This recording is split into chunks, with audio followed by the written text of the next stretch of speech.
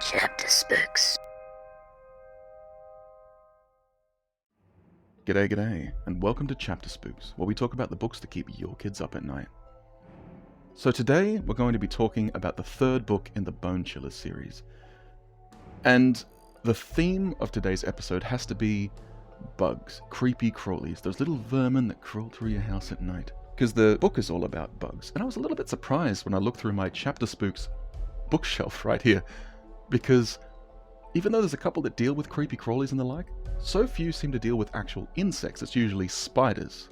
Don't get me wrong, I understand that. I'm scared of spiders myself, but so few deal with bugs. I mean, these are meant to be books for little kids, so the fact that they deal with spiders, in which are venomous, they can kill you, so why so few bugs?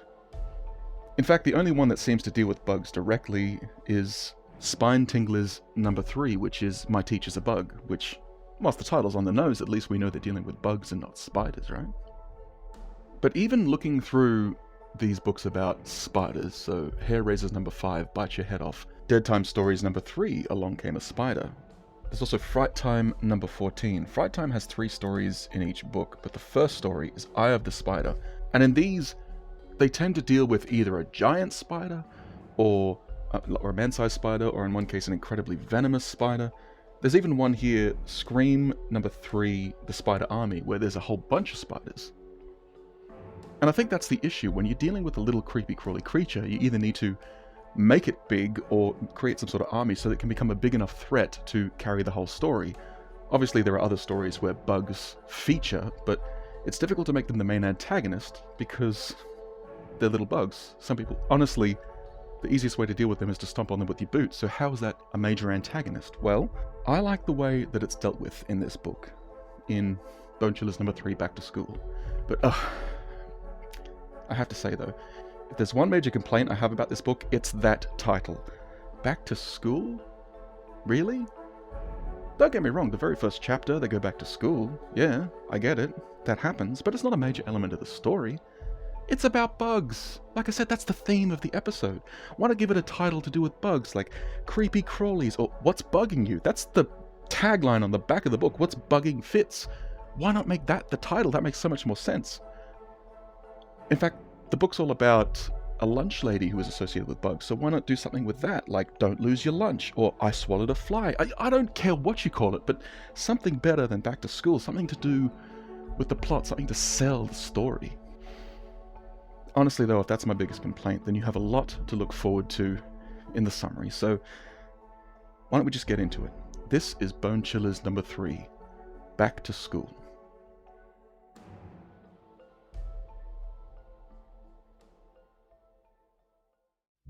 First, we meet our main character, Fitzgerald Traflon III, although everyone simply calls him Fitz. We learn 2 things about him. First, that he hates bugs.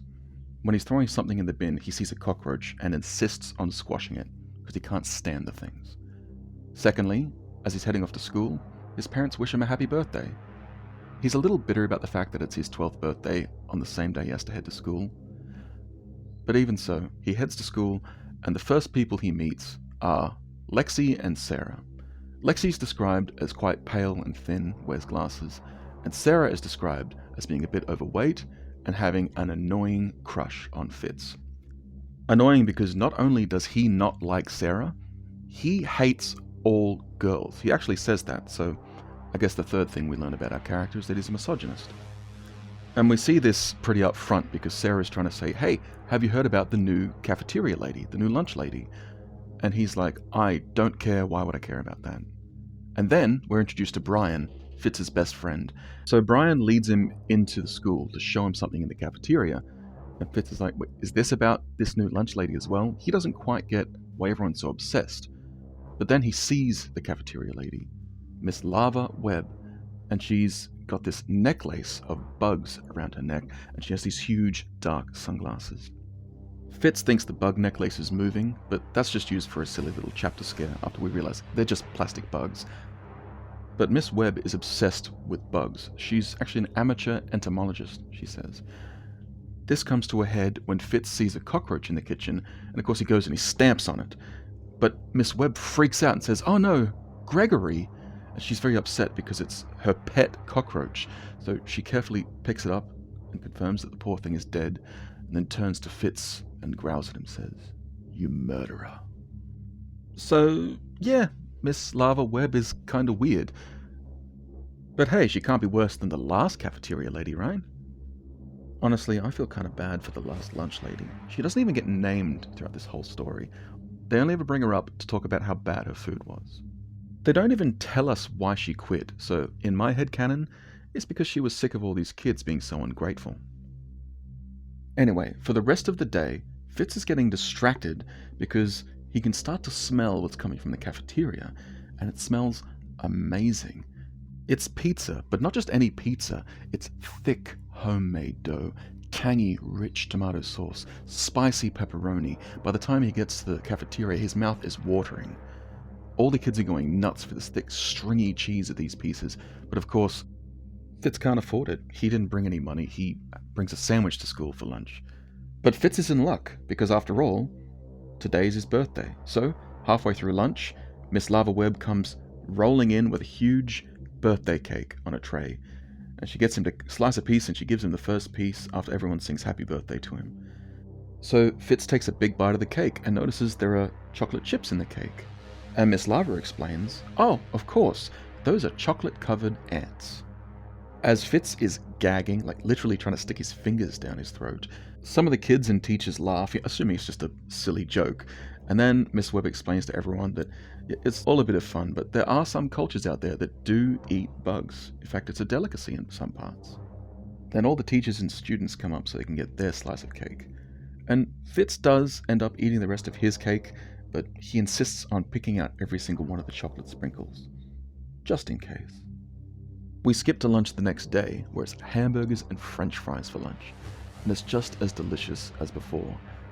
Of course, Fitz brings his usual lunch, a sandwich, but he's surprised to see that most of the other kids who would usually bring lunch from home have also brought lunch money so they can buy something from the tuck shop, or cafeteria for you Americans.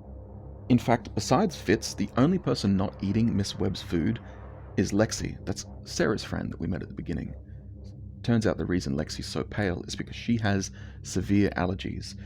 The only thing she seems to bring for lunch is a salad and antihistamine pills. Bryan, Fitz's friend, is just wolfing down the burger and the fries. It says the only thing it's missing is some mustard. Usually there's ketchup and mustard on the tables, but there's none anywhere, so he goes to Miss Webb to ask, "Can I get some mustard for my fries?" And she explodes. "Mustard? How dare you? Mustard ruins food. Go sit down and eat your food as it is." Strange interaction. I wonder if that will come up later. I just want to add here, throughout all of these scenes with the food, on the one hand, Fitz is going, "Oh, it smells delicious," but when he looks at it, his stomach turns because he can't get the image of bugs in the food out of his head, and he really doesn't trust Miss Webb. The next day, just before lunch, Lexi pulls Fitz aside. So, "Can I talk to you for a minute?" He doesn't quite know why a girl is talking to him, but she says, "Are you going to buy lunch from the cafeteria today?" And Fitz snaps, like, "What's it to you?" But Lexi holds out her hand to show some little red ants on her palm. At first, Fitz doesn't understand, thinks she's just being weird. But Lexi explains that she took some of those chocolate chips home from when she made the cake for him for his birthday, and she found the ants inside. Miss Lava Webb wasn't lying when she said there were ants in the chocolate chips, and so that's when Lexi insists, "I don't know about you, but I am never eating Miss Webb's cooking." That day, it's tacos and rice for lunch, and it looks pretty normal, no bugs in it, even though rice does look a little bit like maggots. But that's when Fitz notices something odd. He can't hear anyone talking. Everyone is so focused on eating, they're just getting the food and stuffing it straight into their face. And when he's looking around, he has a look at Miss Webb, and he sees her sunglasses have fallen down, and he sees that her eyes aren't human eyes. She has compound eyes, like those of a fly. Now, this isn't actually the first time he's seen them. He saw them in an earlier chapter. I can't remember exactly which one, but he dismissed it as his imagination. But this time he doesn't dismiss it, because he hears a gasp from across the cafeteria, and he sees Lexi. She's staring, horrified, at Miss Webb. because she can see them too. After lunch, Bryan is talking excitedly because he sees a poster in the cafeteria. It's from Miss Webb saying that they should come to the cafeteria after school because she has a presentation for them to show them some, and I quote, amazing creatures. Bryan insists on seeing, and Fitz decides to go, mostly because he wants to figure out what's going on with Miss Webb. And so, after class that day, they head to the cafeteria, and they go to some presentation where Miss Webb comes out with several cages. And here is an excerpt from the chapter. "Thank you for coming, boys and girls," Miss Lava began. "As many of you already know, I'm an amateur entomologist, a bug person." Laughter rippled through the crowd. "I study insects," she went on. "I also study spiders. I hope this program and many more like it will inspire some of you to become interested in my fascinating hobby." Murmurs raced through the room like wildfire. "Ugh, no way, get serious." Miss Lava smiled patiently. When everybody was quiet again, she continued. "Many people fear insects needlessly. Actually, most are quite harmless. The dear little creatures are fun to watch and easy to get acquainted with. Why, I'll bet there are some of you who've had ant farms, so you know that already." "No way," mumbled Fitz to himself. He would never have an ant farm. "But most of all, they are fun to experiment with," the cook said. She paused for a moment to let that statement sink in. "Yes, that's what I said. They're fun to experiment with, and I'm going to show you the results of some of my finest experiments." Fitz exchanged nervous glances with Bryan.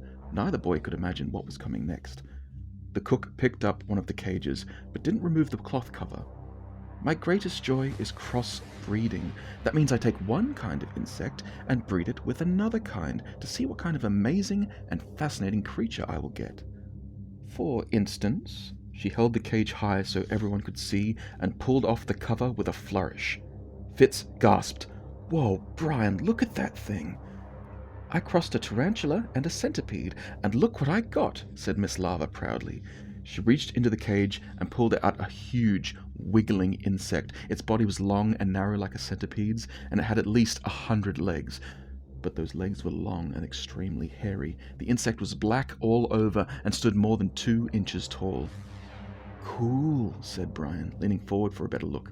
"Hey, Fitz, check it out." But Sarah had quite a different reaction. She let out a blood-curdling scream and clutched at Lexi's arm. "Oh, yuck!" she shrieked. A few other kids squirmed and giggled nervously. For once, Fitz had to agree with Sarah. "Gross," he whispered to himself. Bryan's hand shot into the air. "Miss Lava, how do you do a thing like that?" "That's my secret," she replied with a mysterious smile. Next, she brought out a creature with 6 long, thin legs and graceful red and grey and white wings. "This, boys and girls, is a cross between a spider and a butterfly." She opened yet another cage, and here is a combination wasp and grasshopper. The angrily buzzing insect hopped across the table, making Fitz jump with alarm. As quickly as she had brought them out, Miss Lava whisked the creatures back into their cages and covered them with cloth again. When that was finished, she took a deep breath. "And now, children, for some really exciting news." Fitz stared at her, watching her face take on a strange glow.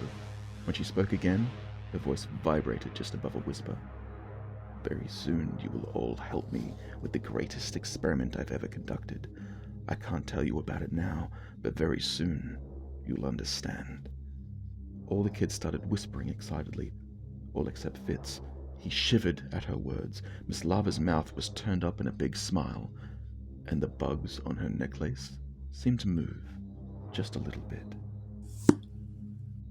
After Miss Webb's little bug seminar, Bryan's talking excitedly about these experiments, but Fitz is saying, "What are you talking about? There's something weird with Miss Webb. I don't understand how you trust her." But Bryan just dismisses it out of hand. Says, "No, she's the best cook ever." Even when Fitz tries to bring up her weird eyes, Bryan just dismisses it. In fact, the next day at school, Fitz tries to bring this up with the other kids, but they either think that he's just being rude to Miss Webb, calling her Miss Buggy all the time, or they say that he just doesn't like the fact that he doesn't get to try her delicious food.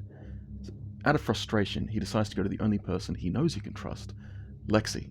But when he goes to talk to her, of course, Lexi's with her best friend, Sarah. He starts talking about Miss Webb, and Sarah, of course, defends it, saying, "Why do you keep calling her Miss Buggy? That's so mean." And that's when he just loses it and decides to bully Sarah, basically. He says, "Oh, I call her Miss Buggy because she's part fly, she's a bug, she puts bugs in the food. In fact, I saw her digging through worms in the garbage, Be careful, she's going to put it in the food." And he does this so much that Sarah vomits from disgust. Before taking her friend to the bathroom to go clean up, Lexi shoots Fitz a dirty look, saying, "Why'd you do that? It's hard enough to get people to believe us as it is," and she storms off. Next, we start focusing on the subtle changes around the school. First of all, Miss Webb starts serving some slightly stranger food. There's still the occasional spaghetti and stuff like that, but she also starts doing stuff like sardine pizza and deep-fried frog's legs. And even though they sound kind of gross, they do still smell nice. Secondly, a lot of the teachers have started acting strange as well. Of course, not just the students, but the teachers eat in the cafeteria, and they've started acting nicer. In fact, Fitz's grades have been getting better, he's realized. Also, everyone seems to have started overeating. Not only are the servings getting bigger in the cafeteria, but almost everyone seems to go back for a second helping, which is just as big as the first. Fitz almost feels sick watching his friend eat a second helping of 5 pieces of chicken, mashed potato, gravy, and bread rolls. When he finishes, he says, "How on earth can you eat so much food?" And that's when Bryan insists, "Well, it's because it tastes so good. You'd know if you tried it for yourself." In fact, Sarah comes along as well, saying, "Yeah, you should try some of the food. It's crazy that you're not eating her food. You just keep bullying her all the time." And after a bit more of this peer pressure, finally Fitz relents and says, "Okay, fine.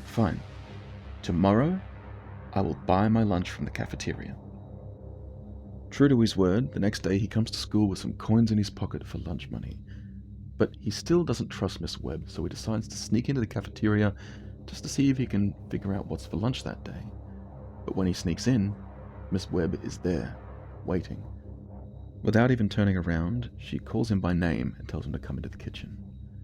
He comes in and sees that she's stirring a pot of red sauce with some kind of lumps in it. But as she keeps stirring it, he realizes that those lumps are caterpillars. In fact, she torments him with these caterpillars. She picks one out, wiggles it in front of his face covered with sauce, saying that, the first stage of bugs is the egg, and the second stage is the larva. That's what this is. She then puts it back in the pot, and he watches as she puts over layers of meat and pasta and cheese and turns it into a lasagna. He heads out to tell the other kids what's going on, but of course, nobody believes him. Even when he tells his best friend Bryan, he actually threatens to punch him because he's speaking ill of Miss Webb. The only person he can get to listen to him is Lexi. He tells her what he saw, and of course, she believes him. Says, "Well, you're not going to buy it then, right?" And Fitz is not sure. So, "Well, maybe I should buy it to see if it looks suspicious. I don't have to eat it." That's when Lexi says, "I don't know about you, but I'm scared. She scares me." And Fitz agrees. So when it gets to lunch, he decides he's not going to buy anything. But of course, peer pressure is right there, because Bryan's saying, "Hey, you're buying lunch today, right?" And Fitz tries to explain, "No, I'm not getting lunch." He's like, "Yeah, you've got to eat something." So Fitz finds himself in the queue, waiting for lunch. And, of course, it's lasagna. Fitz buys a piece, and just like every other enormous piece, it's bigger than the plate, pretty much. And they say it's 6 inches high. He's looking at it, he's prodding at it, he can't see any bugs in it. It looks just like a lasagna, and more importantly, it smells amazing.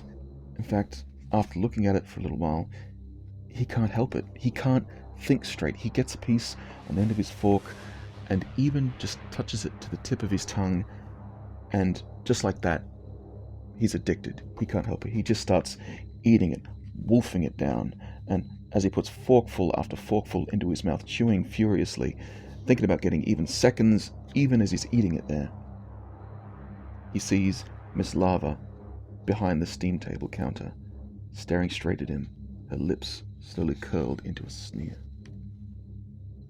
The whole rest of the day, he's on alert, looking for any signs of nausea or queasiness. He's convinced that this lasagna is going to make him sick, but he feels perfectly fine.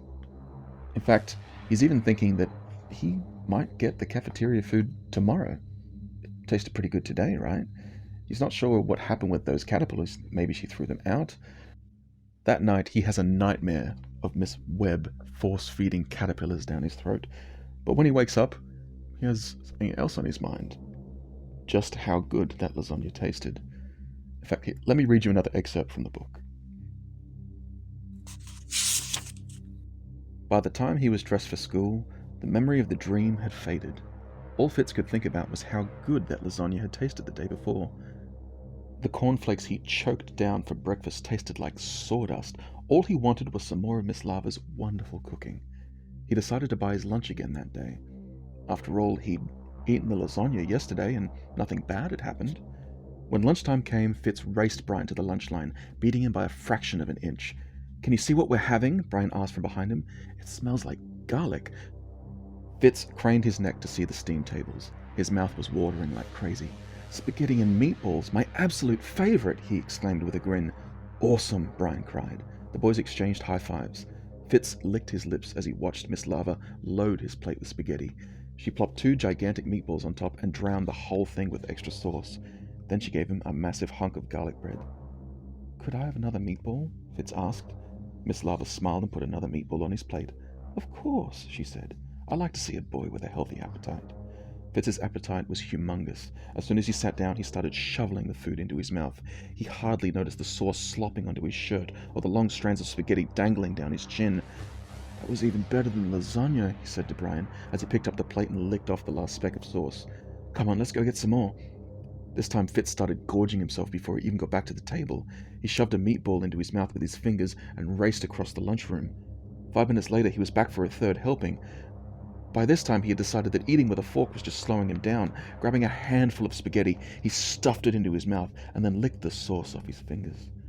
Across the table, Bryan was eating with his hands too. He looked up at Fitz and grinned. "Hey man," Bryan said, "you got so much red stuff around your mouth that you look like a girl." Then in a loud voice he sang, "Fitz is wearing lipstick, Fitz is wearing lipstick."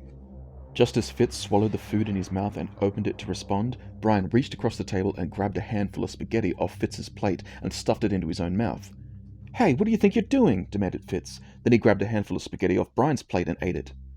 Food fight! Someone yelled. Suddenly kids all over the lunchroom were jumping up from their tables and racing around, grabbing other kids' food. Some of them ate it, some threw it in other kids' hair or smeared it onto other kids' faces and shirts. Someone threw a meatball that hit Fitz in the side of the head. He picked it up off the floor and shoved it into his mouth. The cafeteria was in chaos. Spaghetti and garlic bread were flying everywhere. Meatballs were whizzing in every direction. Suddenly, Fitz froze in the act of flinging a handful of spaghetti at Margie Maxwell. "Look, Bryan," he gasped. "Look at the teachers." He watched in shock as Mrs. Dewberry drew back her arm and fired a meatball right at the principal's forehead. Suddenly, Fitz noticed Miss Lava, and a chill ran down his spine. She was standing behind the steam table again, watching it all with a huge smile on her face. I am loving the slow build-up here, but we'll talk about it all at the end. The next chapter starts with Fitz walking to school when he sees Bryan on the other side of the road, who calls him over and says he has to show him something. So he hides behind a tree, unbuttons his shirt, and shows a lump on his chest, the size of an egg. He doesn't know how it got there. He doesn't want to show his parents because he doesn't even know what it is. And worst of all, when Fitz takes a close look, he sees that it's moving. It's alive. If that's not bad enough, later that day he's distracted in class when he sees that on the back of Sarah's neck, that same lump, the size of an egg. For lunch that day, it's liver and onions. And even though Fitz doesn't usually like it, it smells amazing. So just like the day before, he is wolfing it down like some kind of a monster. As he's making his second helping, he makes an offhand joke saying, "Oh, gee, what's in this, roadkill?" And Miss Lava says, "Oh, have you been spying on me again?" And it's then that some of the other kids turn on Fitz, saying, "Hey, what are you talking about? Are you making fun of her cooking again?" And Fitz insists, "No, I was just making a joke. I love the food." But then the kids started advancing on him. And that's when he sees, first of all, that even more of the kids have those lumps on their body and under their shirts. And secondly, he notices that as the kids are getting angry and advancing on him, all of those lumps are wriggling excitedly. With nothing else to it, Fitz runs away. The kids will beat the crap out of him if they catch him. So he runs away and he goes and hides in a classroom somewhere. He hides there until the bell rings, and finally he heads back to class and he sees Bryan there, And he's scared at first until Bryan apologizes, saying, "Hey, sorry, I know it must have been a joke. I don't know what came over me. It's like I couldn't control myself." Something sinister is happening to these kids. But it's not just the kids. In fact, when Fitz and Bryan go to the next class, their teacher, Mrs. Dewberry, is pacing around the room fuming, and she decides to make all the kids do a test. But it has questions like, and I quote, "If you have 7 bananas and take away 9 eggs, how many frogs do you have left?" It's completely nonsensical, and when Bryan says that he doesn't understand the test, she tells him to go straight to the principal's office, that he's not allowed to talk during the test. After the test, she gives them homework, which basically amounts to doing half the problems in their textbook. And that's when Fitz realizes that there's a lump under the shoulder of her dress, and it's wriggling, just like all the rest. After class that day, Lexi approaches him to ask him if he has any strange lumps on his body, because she noticed one on Sarah's neck. Fitz tells her that he doesn't have any on his body, and for some reason decides not to tell her that he saw lumps on some of the other kids. He says it's because he feels strange confiding in a girl about something like that, so I guess his misogyny strikes again. When he gets home, he gets an emergency call from his friend Bryan saying he needs to come over right away. He heads over to Bryan's house, where in a panic, he shows him his back, where a second lump is now growing. Fitz tries to tell him that it's okay to be calm, but Bryan is explaining in a panic that no, something is going on. It's like he can hear voices in his head, like thoughts that aren't his. And so Fitz tells him, "You got to tell your parents that something is going on here." But when he mentions talking to his parents about it, Bryan switches again like he did in the cafeteria. Suddenly gets angry, throws him out of the house, and tells him to mind his own business. Then Fitz goes home, strips off, checks himself in the mirror, and is horrified to see that just like everyone else, he has one of those wriggling lumps growing on his left hip. He doesn't sleep very well that night. After all, he's got a lump on his side that wriggles and throbs anytime he tries to lay on his side. So the next day, he's heading for school, and he makes a decision that he's going to find out what's going on with him and his friends. I'll read this next bit from the book. Fitz threw on his clothes and left for school without eating breakfast or saying good morning to his parents. There was something he had to know, and only one person could give him the information he needed. He ran all the way to school. He barely slowed down as he burst through the wide front doors and sprinted down the hall to the cafeteria. This time, he didn't sneak in on tiptoe. He pushed open the door in the kitchen and boldly strode inside. "Miss Lava, I have a question about insects," he said loudly. The cook was mixing something in a large bowl. At the sound of his voice, she turned around and smiled. "Certainly, Fitzgerald," she said in a lilting voice. "I'm always glad to help a child who's hungry for knowledge. What's your question?" Fitz hesitated an instant. Now that the moment had come, he was almost afraid to ask, but at the same time he had to know the answer. "When I came in here before, you said that all insects go through 4 stages to become an adult, and that being a larva was stage 2. My question is, what is stage 3? Miss Lava put down her spoon and looked at him thoughtfully. "Stage 3 is when the larva makes a pupa or a cocoon. A cocoon is a sort of nest where the insect can burrow in and be warm and well fed, and where it can grow. Then, when it's finished growing to its adult size, it will go into stage 4. "What's stage 4? Asked Fitz. "That's the best stage of all," said Miss Lava. "That's when it bursts out of its cocoon and becomes the beautiful creature it was meant to be." She let out a sigh of ecstasy and rolled her eyes towards the ceiling. "The whole process is known as metamorphosis. Isn't it wonderful?" "But what happens to the cocoon?" Fitz asked, his voice barely louder than a whisper. "The cocoon?" asked Miss Lava in surprise. Then a nasty smile spread across her face. "When the insect hatches, it no longer has any use for it. So the cocoon withers up and dies." Fitz stared at her in terror. Now he knew the awful truth. He finally understood what was happening to him and his friends. So Fitz has figured it all out. They are being used as cocoons for some kind of larva that Miss Webb has fed them in her cooking. And when they hatch, it'll be all over for them. Fitz goes and tells Bryan all about what he's discovered, and for the first time, Bryan finally listens to him. He says that he's sorry that he was ignoring him, but something was going on and he didn't understand about the lumps. But when Fitz suggests they need to find some way to destroy the larvae before they destroy them, Bryan switches once again. He becomes angry, throws him out saying, "No, leave me out of it, you creep."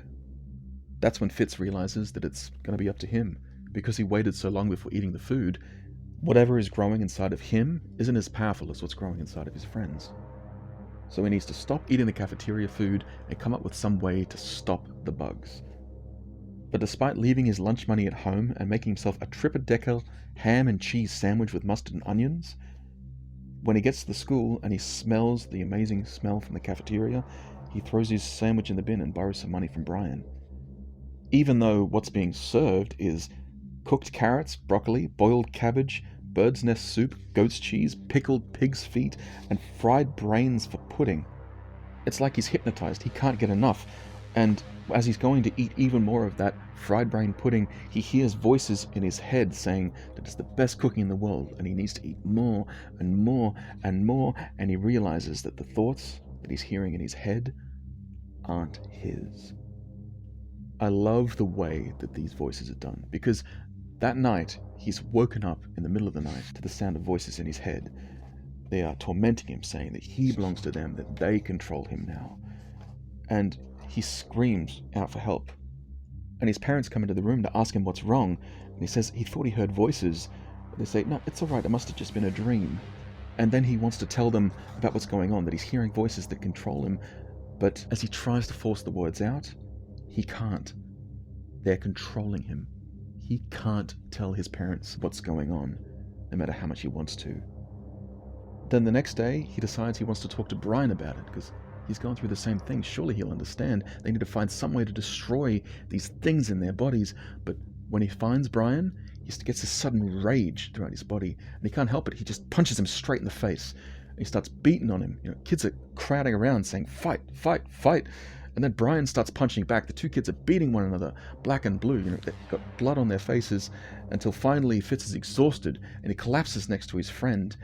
And just to twist the knife, he hears that little voice in his head saying, we told you we were in control. That's right. The bugs in his head made him beat up his own friend just to show him who's boss. That's when Lexi approaches to ask these two guys why they were fighting their best friend. And Fitz finally spills the beans. He explains that those lumps she was talking about, well, now he's got one too. And he explains everything he's learned about the cocoons and the larvae, and how if they don't do something soon, something terrible is going to happen to everyone who's been infested. They all decide to meet there the next day at the playground to discuss plans on how to destroy these things. And I don't usually worry too much about silly little chapter scares, but I do like this one, because just as they're heading home, getting ready to destroy these things, he hears that little voice in his head saying, Fitzgerald? Soon. Anyway, they meet the next day, and the only one with any kind of idea is Bryan. He's brought some insecticide, and he says, hey, maybe if we drink this stuff, it'll kill the bugs. And of course, Lexi says, that's a terrible idea, because that's poison. It might also kill you. And they're thinking about it, like even suggesting horrible things like maybe popping them like zits. Gross. And then Bryan suggests, well, hey, we can't drink it, but maybe if we just like rub it on the lumps, maybe that'll do something.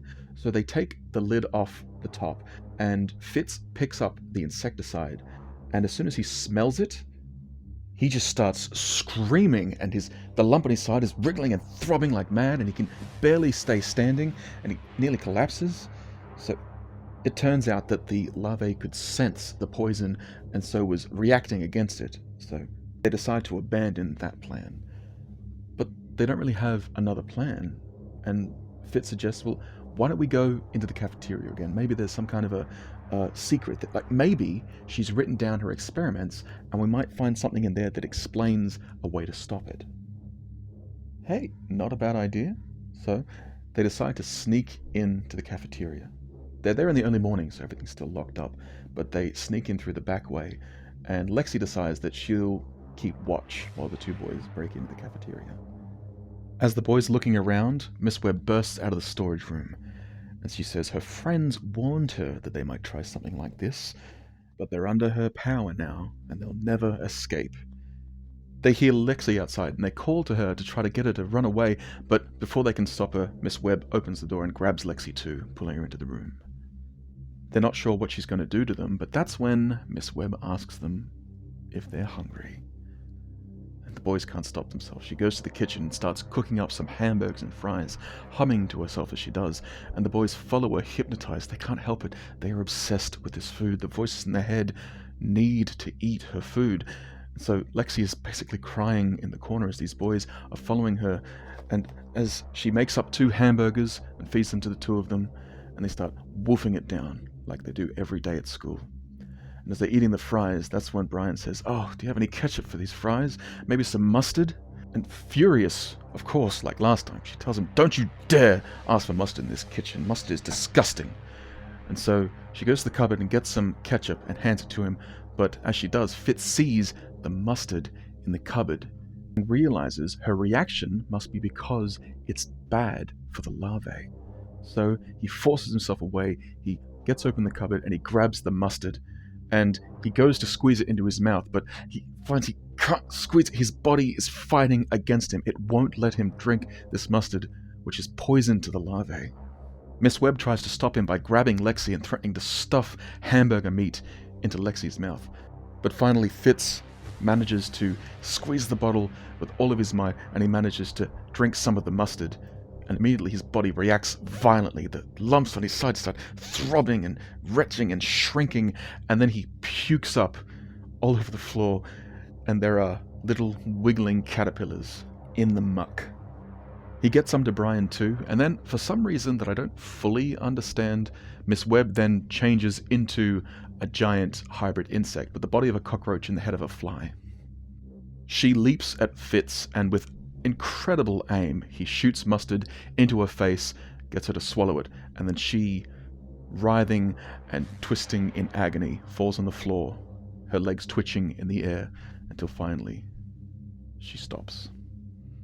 So they clean up the mess in the kitchen, they throw the gross body of Miss Webb into the trash, and they decide to get the mustard and use it to save the rest of their friends. As they're heading off with mustard in hand, Fitz thinks to himself, even though she's a girl, he's starting to like hanging out with Lexi. In fact, he's starting to like her quite a lot. The end.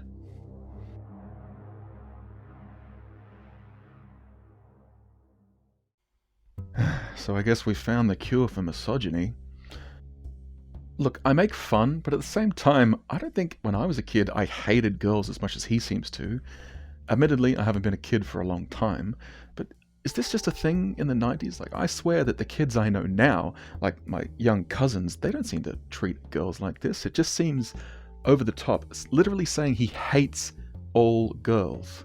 It's not a huge issue. I mean, he does get over it, so it's a good character arc, I suppose. It's just kind of weird to me, and I wonder if it is just a sign of the times that they assumed kids feel like this. But onto the actual analysis. A couple of things cropped up for me when I was reading. To start with, I was wondering, is Fitzgerald's family poor? Because he always brings his own lunch to school, but there is some intimation at the beginning. They say that he did that because they keep picking on that old cafeteria lady. He says it was so bad he decided to start bringing his lunch from home. But 2 points for that is that, first of all, he only ever brings a single sandwich. And when he does bring his lunch money, it's in the form of coins, like not a note. It describes him jingling them in his pocket. And what really stood out to me is when Lexi asks him if he's going to buy his lunch or if he's going to bring it from home, and he snaps at her, like, "What's it to you?" Which to me, I was like, well, why is he so defensive about it? I understand that he doesn't like girls, the whole misogyny thing, but this is the first time he acts angry. He usually just acts annoyed, so that's why I was thinking about this. Now, I don't actually think the Traflont family are struggling for money, but I thought it was an interesting point and one that could have been brought up. After all, it's a great way to ingratiate your main character with the audience by giving them something relatable, and food insecurity is frustratingly common. I'd also argue that I think Lexi would have been a more interesting character. Admittedly, a lot of these anthologies, and you'll notice it as we go through, they tend to like to flip-flop between having a boy main character and a girl main character. And since the last 2 in Bone Chillers were girls, I guess it was time for a boy main character. But I could see a plot thread there. What if the reason he doesn't eat the food is because of allergies, and that still makes the other kids frustrated with him? And then, to prove that she is sort of insidious, but also pretending to be the sickly, sweet, nice character, perhaps she would go around and find out what his allergies are, and then deliberately make something that he could eat, To me, that's more like subtle, sneaky, and I kind of like that idea, but obviously that's not what happened in the book. It's just, I thought that would have been an interesting idea to explore. But speaking of Miss Webb, I kind of like the way that she's characterized. I talked about in the last book that you need to have a good motivation for your character, and hey, if she's part bug, like these are her friends, well, it makes sense that she'd be doing this thing, getting the kids corrupted. And then of course she gives him that birthday cake, but only after he takes a bite does she tell him, oh, by the way, there's ants in it. Like, obviously she's doing this to mess with him because he killed her friend Cockroach, right? I also like some of the subtle little things, like when Fitz is joking about saying, hey, is there roadkill in this? And she says, are you spying on me again? Sort of subtly implying that, yeah, maybe she is putting like roadkill in the food. I didn't dwell on it too much, but every time he goes into the kitchen, she's humming something to herself or singing something to herself. Whether that's Itsy Bitsy Spider or Ladybug, Fly Away Home, she's always humming something creepy to herself. And I also like, in that first scene where he goes into the cafeteria, she sees him without turning around, and of course this is because she has compound eyes. Quick side note, when the book describes her eyes, it says that every single one of the compound eyes has its own little iris, and that's not how compound eyes work. The way compound eyes work is that every single one of the little segments can detect one bit of light or color, and they are spherical, so they can see all around the fly. So even though they have limited resolution in their vision, they have greater angles that they can see around them, so it's better for a fly. Now, you may see what's called a pseudo-iris, but this is because when you're looking at that spot, you can see through. Imagine holding a handful of, well, not a handful, like I'm talking a wall of straws, and as you look at the wall of straws, only the ones that are right in front of you, you could see straight through them, and so there would be sort of a black spot there. That's called a pseudo-iris. It looks like an iris, but it's not, it's just you seeing through their eyes. Doesn't ruin the story, but just another example of do your damn research. Oh, speaking of research though, I actually improved the book for me, because when I heard that mustard was the thing that killed the larvae, I was kind of disappointed. I'm like, what, mustard? That's just so silly, what does that have to do with bugs? But I looked it up. Obviously you can't drink insecticide because that is a poison. I don't think it would kill you, but it sure as hell isn't good for you. But there are natural remedies for bugs, and you know what some of the top 3 natural insecticides for bugs are? Mustard seeds, vinegar, and garlic. And guess what are the main ingredients in mild American mustard? So at first I thought, oh, mustard, what does that have to do with bugs? But no, it's actually kind of clever. Basically anything that's spicy or has any sort of a kick to it, caffeine, chili, it's usually got that because it's a defense to defend against bugs. Now, I don't know if this is something that Betsy Haynes knew, considering she didn't even know how compound eyes work, but still, that's kind of clever. I liked it. I liked how it fit in with the story and made sense in and of itself. And like I said at the start, I like the way this book deals with bugs, because it doesn't have a huge army. It does have that bug thing at the end. I don't quite understand her turning into a bug, except for the idea that, I guess if she was actually a human, that would be more frustrating, because you can't exactly just kill a human. I don't know. Honestly, I think it might have been more interesting if they ended up just calling, what's it called, like health services or whatever, and say, yeah, she's got cockroaches in her kitchen, and that shut her down. Obviously, you'd still need the whole showdown with the mustard and all the stuff in order to have a climax for your book, but that'd be an interesting way to end off the book, bring in some realism, like, yeah, she's got bugs in her kitchen, and she's feeding insects to kids without their permission. Yeah, we're shutting this whole shit down. But I like it. It's doing exactly what I said in that first book. It's finding out why it's gross, because they're so associated with garbage. So the idea of being fed them on purpose, oh, that's a great idea to take bugs in a different direction than just being creepy and crawly. But what I love this book for more than anything else, what I think it does really, really well, is tension. That slow build-up, right? That slow but steady advancement of horror and terror. So in the first time they see her, she's a little weird, but she likes bugs, and she's giving them big servings of food. But then the next day, the kids aren't even talking, they're just eating food. The next day after that, they're eating even bigger servings of food. The day after that, they're getting fed strange and gross food, but they're still loving it. The day after that, they are wolfing it down, they're spilling it over themselves, fighting over it. Like, there's this slow but steady build the whole way through. It is a fantastic example of a slow but steady build of tension. I don't know if you noticed this, but the book's actual threat, the larvae in the food, doesn't get revealed until 2/3 of the way through the book. It's obviously a threat throughout. You don't actually hear about it until 2/3 of the way through because it's still busy building that tension, making the school feel strange. And the way that it uses something like eating food and makes it disgusting, having the kids overeat and eat this disgusting food like liver and onions and bird's nest soup, which, fun, if you don't know this, bird's nest soup is made out of bird spit, and there's goat's cheese and pig's feet.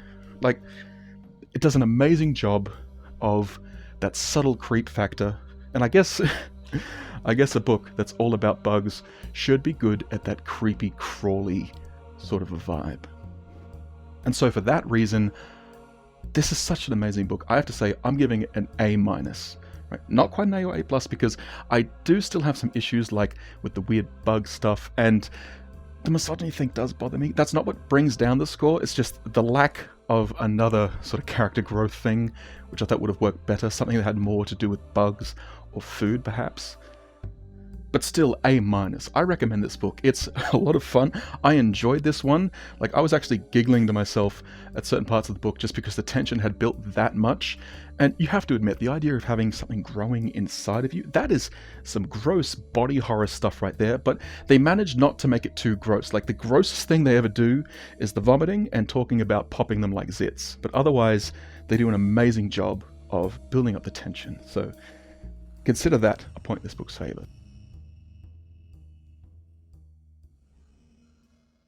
So when it comes to writing, obviously that has to be my first bit of advice.